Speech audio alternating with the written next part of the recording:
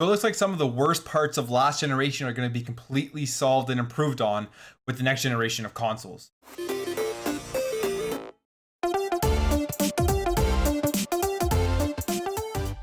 What's up, everybody? Welcome back to another video. So we're getting closer every week that goes by to the launch of the Xbox Series X and the PlayStation 5.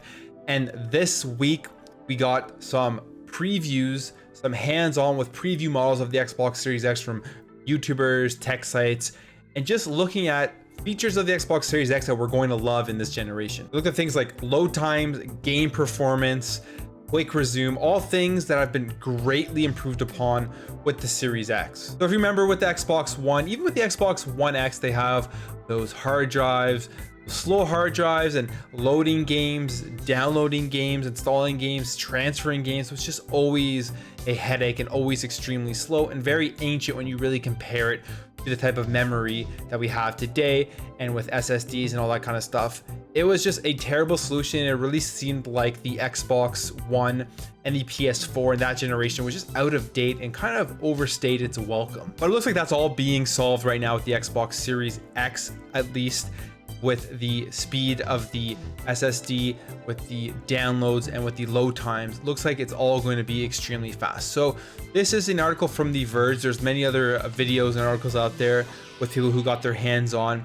But basically, to sum it up, the Xbox Series X load times are exceptionally faster than the Xbox One. Let's take a look at some of these load times. Just some games that are pretty big. So COD Warzone, 16 seconds compared to 21 seconds on the Xbox One X. Now that's not that massive of a jump if you think about it, right? It's only 5 seconds. Then you look at something like Red Dead Redemption 2, which is a graphically intense game. I remember playing that game and the load times, I would sit there like, I've had load times with that Red Dead Redemption 2 that have definitely been longer than minute 35, but the improvement to 52 seconds on the Xbox Series X is huge. The Outer Worlds, 27 seconds on the Xbox One X compared to 6 seconds. And then the list goes on and on. Some of the biggest ones here, we can see Warframe, that's an entire minute plus less load times from Warframe on the Xbox Series X to the Xbox One X. Destiny as well. So you can really tell that the speeds of the SSD in the Xbox Series X is going to be a massive improvement into the next generation.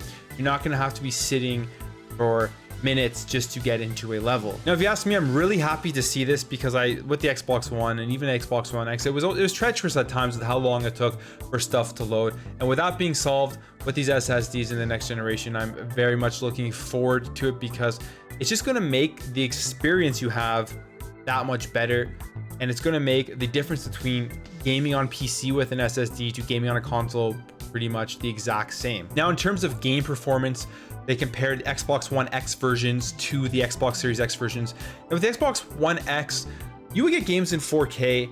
The frame rates would be at 30 FPS and they would stutter sometimes. It wouldn't be perfect, but it was definitely the best console experience you could have at the time. But the teraflop power of the Xbox One X was definitely held back by the CPU, definitely held back by the hard drive and everything. And this seems like it's not an issue at all with the Xbox Series X.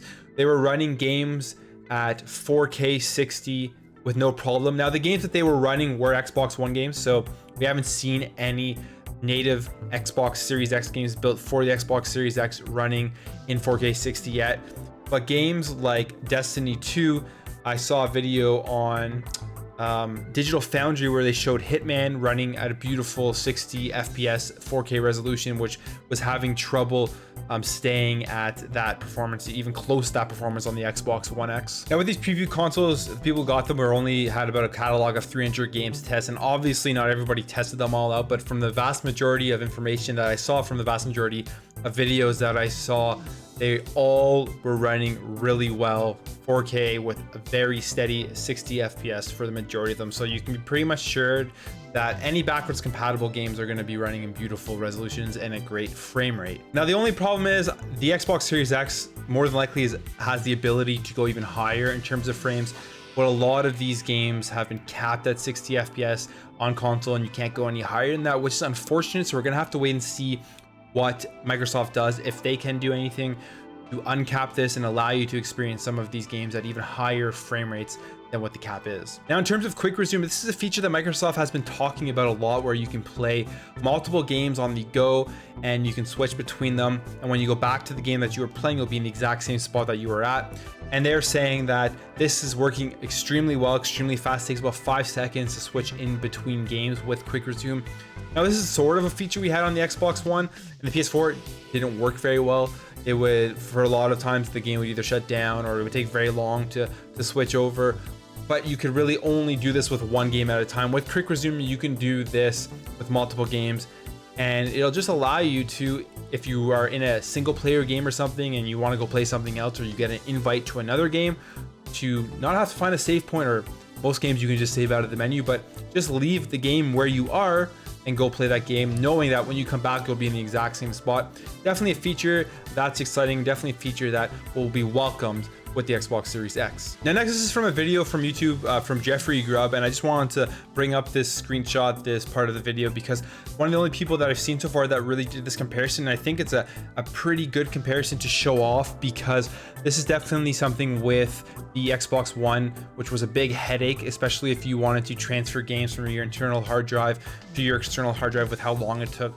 But it looks like with the SSD, things get a lot faster. So he's transferring over Assassin's Creed Origins, and here are the timestamps for how long it took for each thing. So for the internal SSD to an external SSD, that's that little card that Microsoft plug into the back. It's their proprietary SSD expansion. It took 4 minutes and 33 seconds, which is extremely fast. And Assassin's Creed Origins is about a 50 gigabyte game.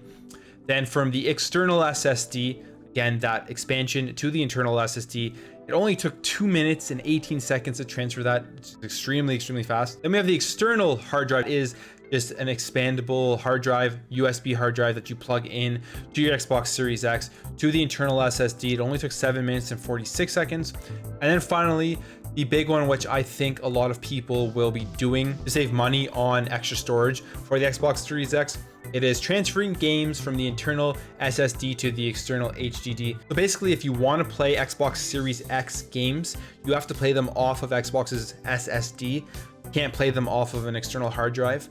However, if you want to play Xbox One, Xbox 360, or original Xbox games, you can play them off the external hard drive. But with the actual console only having 1 terabyte of storage, but with the OS and everything installed, once you actually get your Xbox, you only have about 800 gigabytes of storage to be used for storing games. So it's even less, but I mean, that's always how it is. But you're going to want to definitely transfer games from your internal SSD to your external HDD, so you don't have to always download them. It took 10 minutes. So 10 minutes for 50 gigabytes, I think isn't that bad. It's actually a massive, massive improvement in, you're going to be able to transfer games, multiple games over from your internal SSD in a matter of an hour or half an hour, and then back and forth. So it's actually way better experience than we got in the last generation, and something that consoles were really lagging behind in, and it's great to see that we're finally here. So yeah, there's tons to be excited about